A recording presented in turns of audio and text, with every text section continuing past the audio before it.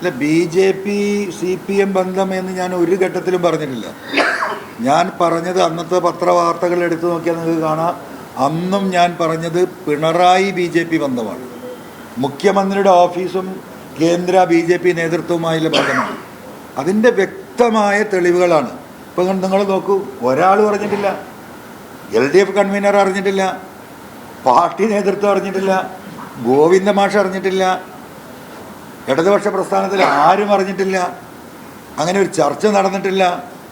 Party CPM polit bureau കൂടി 4 വർഷം മുമ്പ് എടുത്ത ശക്തമായ തീരുമാനമാണ്.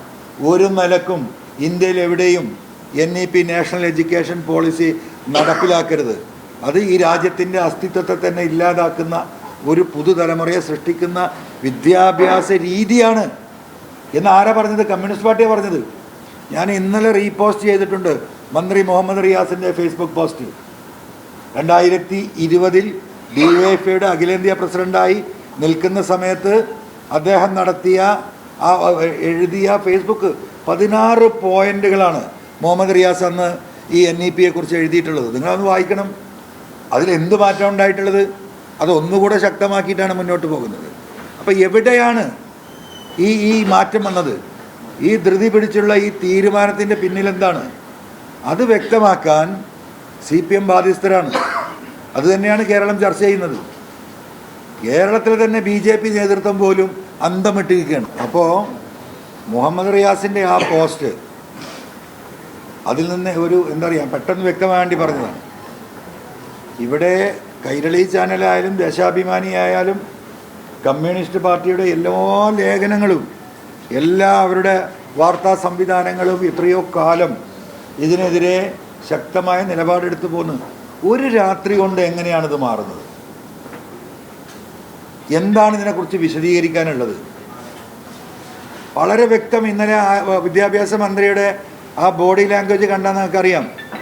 പിണറായി പറഞ്ഞു, അദ്ദേഹം പറഞ്ഞു, ഞാനിപ്പോൾ ഇങ്ങനെയൊക്കെയാണ്, NEP മോശമൊന്നുമില്ല, ഞങ്ങൾ നയം മാറ്റിയിരിക്കുന്നു, ഞങ്ങൾ വേണ്ടി വന്നാൽ ഇനിയും മാറ്റും, നിങ്ങൾ സൗകര്യമുള്ളത് നിങ്ങൾ പറഞ്ഞോ. ഇതായിരുന്നല്ലോ വിദ്യാഭ്യാസ മന്ത്രിയുടെ നേരത്തെ പ്രതികരണം പത്രസമ്മേളനത്തിൽ.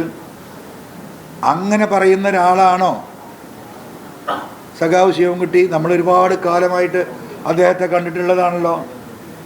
അപ്പോൾ അദ്ദേഹത്തോട് പറഞ്ഞു കൊടുത്ത് എഴുതി കൊടുത്ത കാര്യങ്ങൾ അവിടെ വന്ന് പറഞ്ഞു.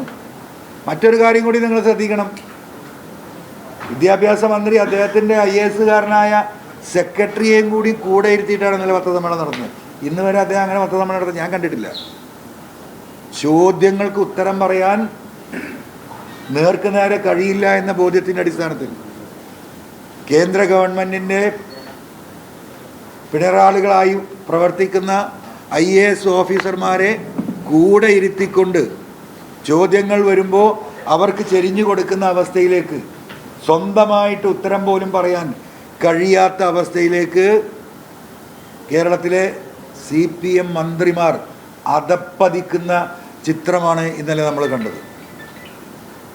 അപ്പം ഇത് കേരളം തിരിച്ചറിയണം.